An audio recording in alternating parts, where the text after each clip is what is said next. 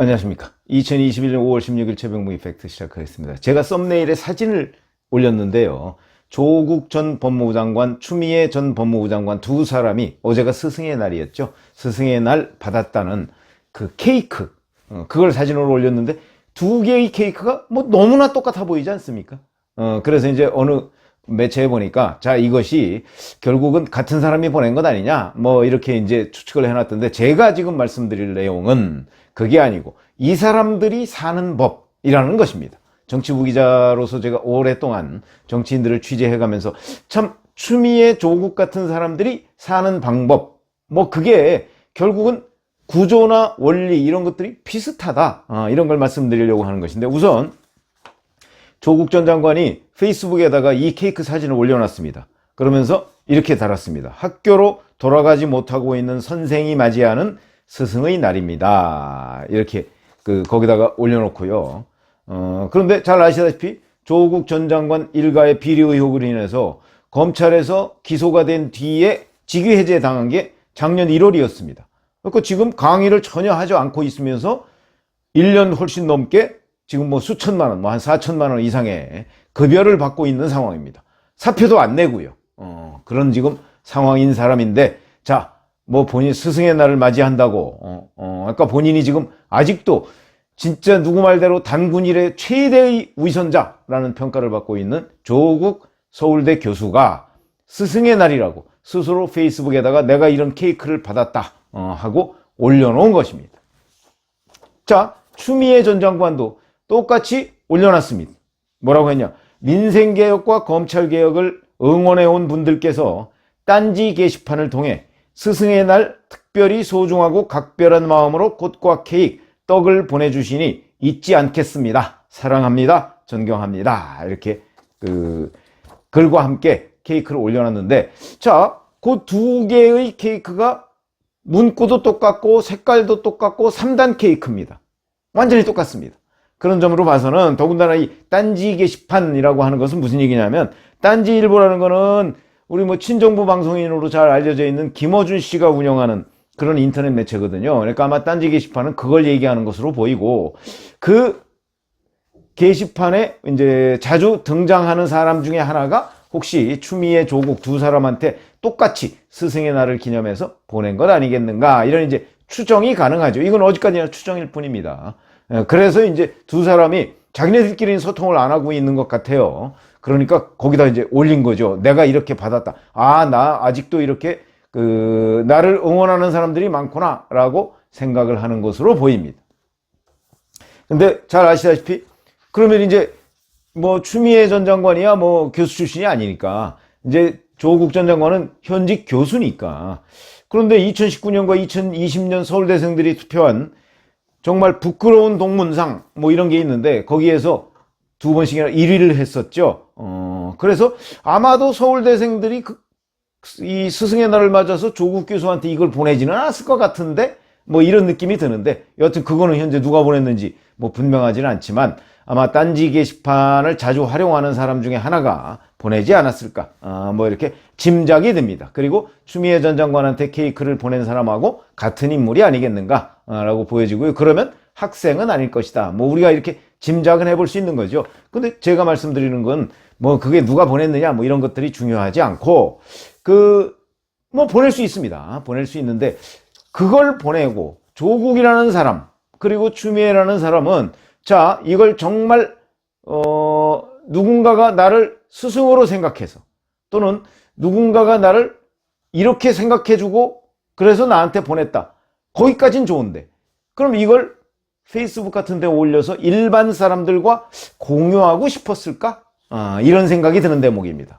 무슨 얘기냐면, 제가 사실 정치부 기자 할 때 이제 김대중 정부 말기였죠. 그때 이제 한화갑 원내총무, 지금 이제 원내대표입니다. 그때 뭐 홍삼 트리오 의혹이 얼마나 많이 있었습니까? 김대중 전 대통령의 세 아들과 관련한 여러 가지 뭐 최규선 게이트 뭐 있고요. 그걸 이제 홍씨, 김홍 뭐 이런 식으로 돼 있지 않습니까? 이름이. 그러다 보니까 그걸 이제 언론에서 홍삼 트리오, 홍삼 게이트 뭐 이렇게 이름을 붙여서 그 김홍일 의원부터 해가지고 세 사람이 다 여기저기 연루가 되고 구설에 오르내리니까, 그러니까 이제 그런 것들이 한참 언론을 장식하고 있을 때입니다. 그런데도 한화갑 원내총무는 뭐 지역구가 목포 신안 아닙니까? 거기만 갔다 오면 아니 이제 기자들이 자꾸 이런저런 질문을 하지 않겠습니까? 뭐 민심이 흉흉합니다. 뭐 이런저런 질문을 하면 본인은 늘 뭐라고 얘기하냐면, 아니 정말 태평성대입니다. 내가 지역구 활동을 하고 왔지만 정말 거기서 김대중 정부에 대한 칭송이 자자합니다. 당연하죠. 칭송이 자자하죠. 왜? 목포와 신안을 다녀왔으니까. 그러나 그 당시에도 서울이나 아니면 뭐 여론조사 같은 걸 하면 정말 김대중 전 대통령의 지지율, 아마 제가 기억하기로는 김대중 전 대통령의 임기 4년, 5년 차로 접어드는 시점의 지지율이 대략 한 30% 정도 됐던 것으로 기억을 합니다. 지금 문재인 대통령하고 비슷하죠. 뭐 그것도 뭐 아주 형편없는 건 아니다 이렇게 얘기를 할 수가 있긴 하지만, 어쨌든 간에 그런데 태평성대를 논하고 있다. 이건 무슨 얘기냐면 바로 조국 추미애 같은 사람이 사는 방법하고 거의 비슷한 겁니다. 무슨 얘기냐면, 흔히 청와대가 왜 민심의 흐름을 잘 체크하고 있다 뭐 이런 얘기 많이 하죠. 청와대 실제 정무수석 비서관실이나 국민소통수석 비서관, 옛날에 홍보수석이죠. 거기에 있는 사람들한테 보면 민심을 제일 모르는 데가 청와대입니다. 왜 그러냐? 청와대에 보고를 하면, 지금 그러니까 문재인 대통령이 가끔 보면 어디 화성이나 아니면 달나라에서 온 것 같은 얘기를 이번 기자회견 취임 4주년 기자회견 때도 똑같은 얘기를 했지 않습니까? 그게 이상한 게 아닙니다. 청와대로 올라가는 보고서의 상당수는 그렇게 올라갑니다. 청와대 대통령이 듣기 좋은 얘기들, 그것만 주로 집중해서 올라가는 경향이 있기 때문에 대통령은 그런 것들을 보고요. 그 다음에 거기에 있는 참모들도요, 그런 얘기 많이 듣게 되고, 참모들도 대통령 앞에서 싫은 소리 여간해서 안 합니다. 그럼 그걸 하려면 어떻게 해야 되느냐? 싫은 소리를 들으려면 어떻게 해야 되느냐? 싫은 소리를 자주 하는 사람들, 이런 사람들 부르면 됩니다. 그렇죠? 그런 사람들을 불러서, 근데 그것도 자기 편 중에서 싫은 소리 자주 하는 사람? 그런 사람은요, 한 번 정도 갔는데 대통령의 눈치가 좀 영 이상하다? 그러면은 두 번째 들어가서는 싫은 소리 안 합니다. 문희상 전 국회의장, 아마 언론 인터뷰에서 들어보셨을 겁니다. 문재인 대통령이 불러서 한번 초기에 갔는데 거기서 이만저만 해라 라고, 이렇게 해라, 국민과 소통 많이 하고 하라고 그랬더니 그 다음부터 안 부르더라. 그거 아마 인터뷰 보셨을 텐데, 그것처럼요, 싫은 소리를 듣고자 하면 그 사람의 매우 강력한, 대통령의 강력한 의지가 있지 않으면 안 된다. 그만큼 권력자 앞에서는 싫은 소리를 웬만하면 하지 않습니다. 그거는 저희 같은 심지어는요, 정치부 기자들도 왜 우리 흔히 머리가 굵었다 이런 얘기 많이 하지 않습니까? 머리가 굵은 정치부 기자들은 대개 기자로서 부장, 국장 끝나면은 그 다음에 50대 중반이면 은퇴하는 경우가 많습니다. 그러다 보니까 이 사람들도 정치부 기자를 오래 하면 어디 써먹을 때, 저는 지금 유튜브를 하고 있지만 써먹을 때가 별로 없습니다. 결국은 어느 정치인의 참모로 들어가는 경우가 꽤 많이 있고, 그 다음에 자기하고 친한 사람이 집권을 했다든지 그러면 청와대 무슨 수석이나 아니면 비서관이나 이런 거로 들어가는 사람들이 많이 있기 때문에 바로 본인과 친한 정치인 앞에서 쓴소리 안 합니다. 제가 쓴소리 하는 얘기는 거의 들어보지 못했고요. 오히려 칭송을 합니다.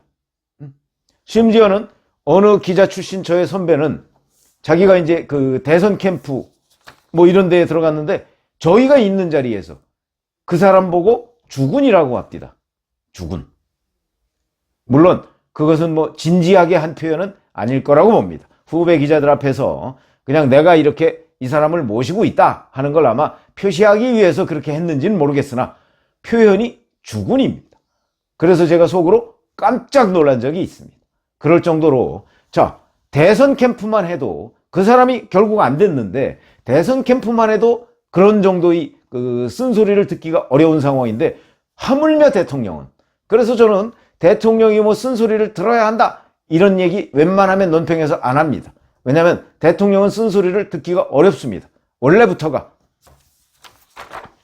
바로 조국 추미애 전 장관 같은 사람들도 주변에서 본인들이 적극적으로 찾아서 내가 이러이러한 그 문제에 관해서 정말 국민들이 어떤 생각을 가지고 하고 있을까? 국민 눈높이에서 나도 판단하리라 라고 적극적으로 생각을 하고, 그 다음에 그런 거에 관해서 평상시에 저 사람은 굉장히 중립적인 입장에 있는 사람이다 라고 하는 사람을 특별히 초빙해서 자기가 얘기를 듣기 전에는 쓴소리를 듣기 어렵습니다.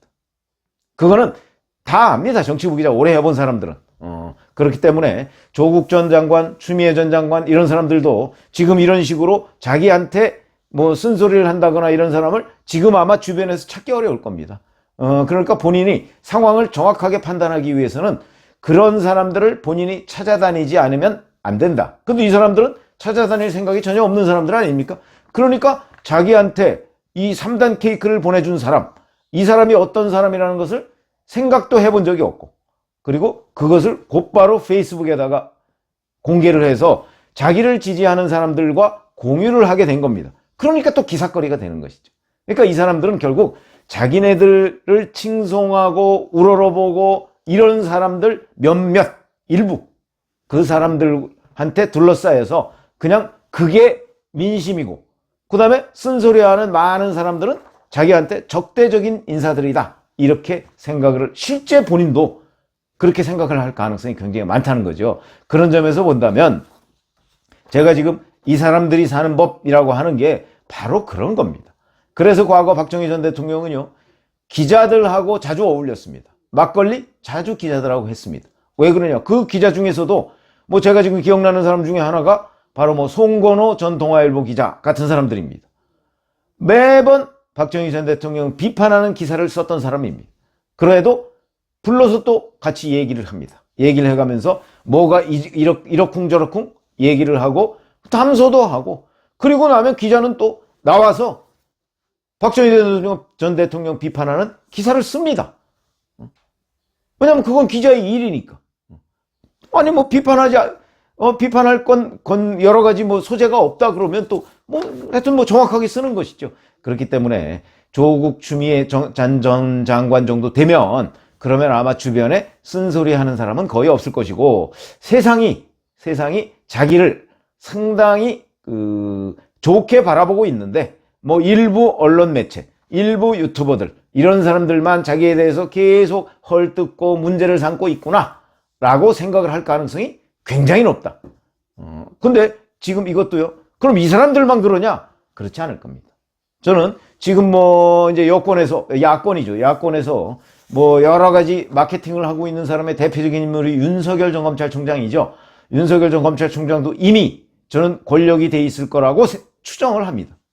그렇기 때문에 윤석열 전 총장 앞에서 왜 제가 이런 말씀을 드리냐면, 제가 과거에 박근혜 부총재죠. 한나라당 부총재 2000년대 초반에 담당을 하고 취재를 한 적이 있었는데, 저희야 뭐 기자니까 박근혜 당시 부총재 앞에 가서 뭐 이건 저렇고 저건 저렇고 시시비비를 가려서 얘기를 하지만, 그 당시에 박근혜 부총재는 지금과 같은 위상을 확보하고 있지 않을 때인데도 상당수의 3선 의원, 4선 의원이 가서 그 앞에 가서 머리를 조아리는 장면을 여러 번 봤습니다. 그리고 박근혜 부총재도 저한테 왜 내 기사를 이렇게 안 써주느냐 하고 항변을 한 거를 제가 여러 번 겪었습니다. 그러면 제가 그때마다 당신이 지금 하고 있는 일은 기사가 안 된다. 기사를 만들면 내가 얼마인지 써주마. 이런 얘기를, 왜냐면 제가 그때 한나라당 팀장이었거든요. 그랬는데 결국은 그 기사를 제가 별로 못 써준 상태에서 박근혜 전 당시 부총재가 탈당을 했습니다. 그런 일이 있듯이 제가 조국 추미애 전 장관 이 사람들의 그 케이크 올려놓은 장면, 이게 어찌 보면 저처럼 오랫동안 정치부 기자를 한 사람한테는 자연스러워 보이고, 이건 이 사람들이 사는 방법이다, 이렇게 생각을 한다. 그래서 이 사람들이 국민 눈높이를 맞추려는, 그런 정말 민심을 수용하려는 자세를 보이려면 본인들이 지금보다 5배쯤은 열심히 노력을 하지 않으면 아마 바른 소리를 들을 수가 없을 것이다.